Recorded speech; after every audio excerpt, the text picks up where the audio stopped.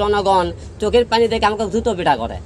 Already রিয়ামণিকে আমি divorce দিয়েছি, তার রিয়ামণির কাছে কাগজও পৌঁছে গেছে এবং আপনাদেরকে সবাইকে বলতেছি রিয়ামণির সাথে আমার কোনো সম্পর্ক নাই। অবশ্যই সেই ভিডিওটাও আমি আপনাদেরকে দেখাবো, 2-1 দিন যাক। সে কোরআন শরীফ থিয়েও সে কোরআনের কথা রাখেনি, অপমান করছে। আজকে এখানে ডাকার আপনাদের একটাই কারণ, আপনারা কম বেশি আমাকে সবাই চেনেন। আমার পাশে যিনি বসে আছে ওনার নাম হলো ইতি। ইনি হলে বর্তমানে হলে যে আমার স্ত্রী রিয়ামণির ডান্স পার্টনারের বউ আর কি। এখন হলে যে আজকে এখানে ডাকার কারণ হলে একটা মেয়ে 3টে সংসার ধ্বংস করছে রিয়ামণি। প্রথম সংসার তার নিজের ধ্বংস করছে, 2 নম্বর এই মেয়েটা সংসার ধ্বংস করছে, 3 নম্বর যে মেয়েটা আমার বাবার সেবা করেছে সেই মেয়ে সংসারটা সে ভেঙেছে। কেমন করে? ম্যাক্স ছবি এর সাথে যখন ভিডিও বানানোর পরে বিভিন্ন রকম তাকে মানা করার পরে সে মানা কথা না আসলে পরে ম্যাক্স রবি করছে কি রিয়ামণির সাথে সম্পর্ক করে এই মেয়েটা তালাক দিয়েছে, এই মেয়েকে একটা ডিভোর্স দিয়েছে।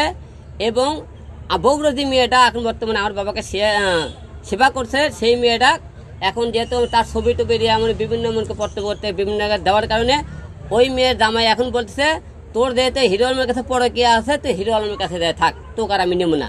ওই মেয়ে এখন বলতেছে এখন আমি তোকে নিয়ে হলে এখন তোমার বিয়ে করতে হবে, না হলে তুমি আমার সংসারটা ফিরে দাও, তোমার উপকার করবে, আমি এসে ফেসে গেছি। এখন একটা রিয়ামণি 3টে জীবন ধ্বংস করলো। এবং এনার জামাই ম্যাক্স অভিদিনে তিনি বলেছেন যে তার বউকে নিয়ে তুই যাত্রার হার কাছে নাচ গান করে যেত, আমার সাথে করলে দোষ কি? আমি তো ওকে বলতে চাই তুই যেহেতু বলছিস তোর আমার বউ নিয়ে যাত্রা হার কাছে, তুই তোর বউ নিয়ে নাচেছিস কেন?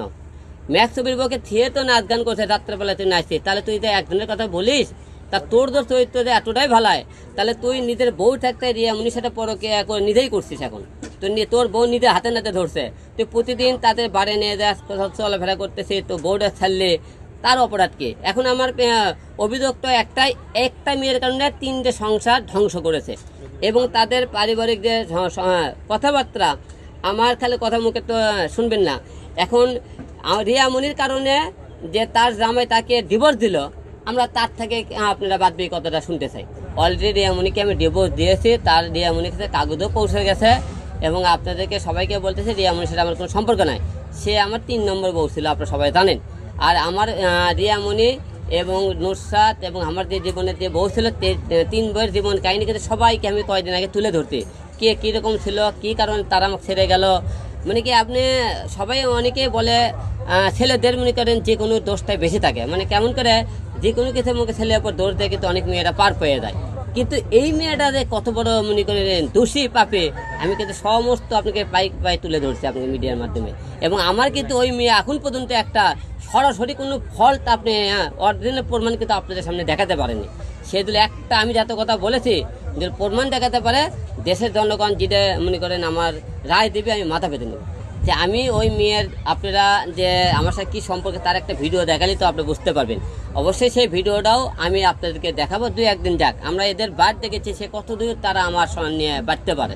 আপনাদেরকে আমি অবশ্যই মেয়ে সহকারে আপনাদের সাক্ষী প্রমাণ দিয়ে দেবো। এটাও না যাকে তালাক দিয়েছে তাকে আর কি কথা বলতে হবে না, তালাকি মানে যাকে নিয়ে সংসার করে তাকে নিয়ে কথা বলতে হবে এক কথা। তাই সে আমার জীবন থেকে মনে করেন ডিভোর্স। একটা মেয়ে 3টে সংসার ধ্বংস করছে। এখন এই মেয়ে পদক্ষেপ নিতে চাইতেছে, আমি পদক্ষেপ নিতে চাইতেছি কেন? এই মেয়েটা কিছু মেয়ে আপনারা হাতে জনগণ মনে করেন তাদের ভিডিও দেখে ভালোবাসেন, তাদের মায়ে কান্নায় ভালোবাসেন। মেয়েরা কিছু মায়ে কান্নায় পড়তে পারে, সেই মায়ে কান্না অনেকেই আমাকে দেশের জনগণ চোখের পানি দেখে আমাকে জুতো পিটা করে। হ্যাঁ তুই হলে এতটাই খারাপ যে তুই এই মেয়েটাকে এই করছিস। কিন্তু বাংলাদেশের 52% লোক কোনো ভিতরকার খবর অনেকেই জানেন না। আপনারা একটু কোনো ভিডিও প্রতিটা বাংলাদেশের ছেলে কতটা যে নির্যাতিত প্রতিটা ঘরের আপনারা জানেন না, অনেক মেয়ে ছেলেরা। কিন্তু মেয়েদের কাছে অনেকে বলতে পারে এবং বাংলাদেশের বউ আমি একটা কথা বলছিলাম, আমি ডিভোর্স কেন দিলাম? আমি বউ গেলে বউ পাবো, কিন্তু বাবা হারাছে, বাবা কিন্তু আর পাইতেছি না। আমার বাবা দেখেন হসপিটাল আইসিতে ছিল, এনার দামে এগলে সে ভিডিও বানাই। আমার বাবা যেদিন মারা যায় আমার বাবার লাশটা নিয়ে আমি যখন অ্যাম্বুলেন্সকে বগুড়া উদ্দেশ্যে রওনা দিই, তার বোনের ভাই রাতের বেলা ইউটিউবে লাইভে ভিডিও গান গায়।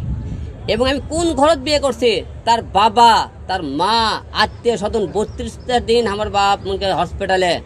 রিয়ামণির কোনো পরিবারের একটা লোক দেখতে আসেনি, আমি কার সাথে সংসার করব? এবং সে তাকে আমি মারছি অনেকদিন, মনে করেন ভালোবেসে বুকে তুলেছে এবং নামাজ উর্দু করে নামাজ পড়ে কোরআন শরীফ থয়েছে। তো জীবনে বলো বারে যাবে না, ক্যাসালের কারোর সাথে ভিডিও বানাবে না। সে কোরআন শরীফ থিয়েও সে কোরআনের কথা রাখেনি, অপমান করছে। তার এই মেয়েটা কেন ডিভোর্স দেবো না, আর এই মেয়ে নিয়ে কেন আমি হলে সংসার কর্ম ডিভোর্স দিয়ে দিতেছি। আর আজকে আপনাদের সামনে আসা, খালি এই বোনটার সামনে আজকে আপনাদের সামনে আসা, তো এই বোনটার সংসারও এই রিয়ামণি ভাঙছে। এই জন্য আজকে আপনাদের সামনে আসলাম। এবং আমার বাসায় দিয়ে আমার বাবাকে দিয়ে মেয়েটা মনে করেন সেবা করছে, সেই মেয়ের সংসারটাও রিয়ামণি ভাঙছে। আজকে এই কারণে আজকে আপনাদের সামনে দুইটা কথা বলা। মেয়েটার নাম কি ভাই আপনার বাসায়? আমার বাসা দিয়ে মেয়েটা আমার বাবাকে দেখে, তার নাম হলো মিথি।